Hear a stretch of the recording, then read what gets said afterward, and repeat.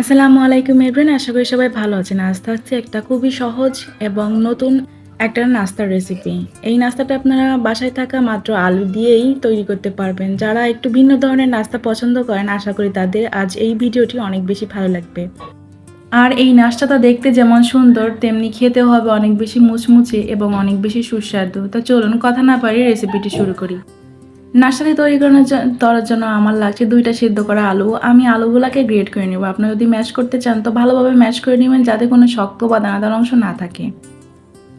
আমি সব আলুগুলোকে ভালো করে গ্রেট করে নিয়েছি। এখন আমি এখানে অ্যাড করছি 2 টেবিল চামচ কর্নফ্লাওয়ার,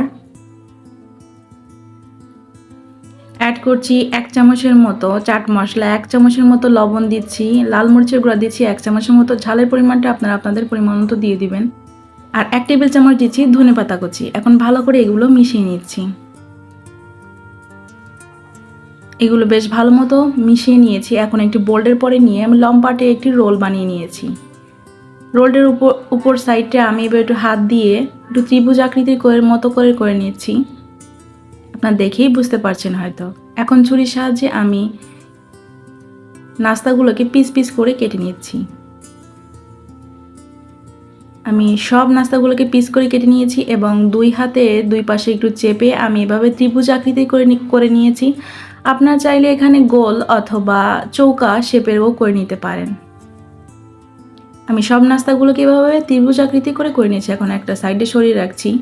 তারপর একটা বাটি নিয়েছি, বাটিতে 2 টেবিল চামচ দিয়েছি কর্নফ্লাওয়ার, 2 টেবিল চামচ দিয়েছি ময়দা। এখন এগুলোকে পানি মিশিয়ে আমি একটি ব্যাটার তৈরি করে নিব।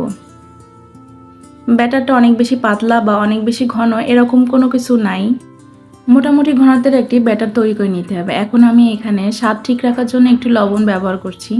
ভালো করে লবণটা মিশিয়ে যে নাস্তাগুলো রেডি করে রেখেছিলাম এই নাস্তাগুলো এই ব্যাটারের মধ্যে দিয়ে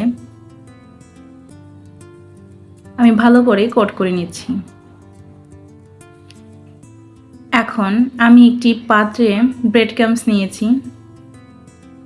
আপনার চাইলে ব্রেড ক্রাম্বস ছাড়াই এটা ভেজে নিতে পারেন। তো ব্রেড ক্রাম্বস দিলে দেখতে অনেক বেশি সুন্দর এবং আকর্ষণীয় দেখায়, তাই আমি ব্রেড ক্রাম্বস দিচ্ছি।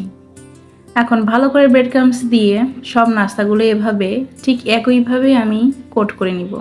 আমার সব নাস্তাগুলো কোট করা হয়ে গেছে। এখন চুলাতে পর্যাপ্ত পরিমাণ তেল আমি গরম করতে দিয়েছি। তেলটা যথেষ্ট পরিমাণ গরম হয়ে গেছে। এখন সব নাস্তাগুলোকে আমি এভাবে ভেজে তুলে রাখছি। একটা সাইড হয়ে গেলে আমি অন্য সাইড উল্টে পাল্টে ব্রাউন করে ভেজে নিচ্ছি। ব্যাস তৈরি হয়ে যাবে খুবই সহজে এবং লোভনীয় এইরকম মজাদার একটি নাস্তা। যারা এইরকম নতুন নতুন নাস্তা পছন্দ করেন তাদের জন্য আসলেই আজকের এই রেসিপিটি অনেক বেশি পরিমাণ পছন্দের হবে।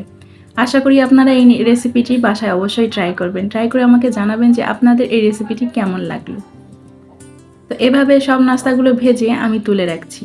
ভিডিওটি ভালো লাগলে ভিডিওটিতে লাইক দিয়ে দিবেন। আর আমার চ্যানেলে এরকম নতুন নতুন সহজ রেসিপি পাওয়ার জন্য চ্যানেলটিকে সাবস্ক্রাইব করে আমার পাশেই থাকবেন। ধন্যবাদ। আল্লাহ হাফেজ।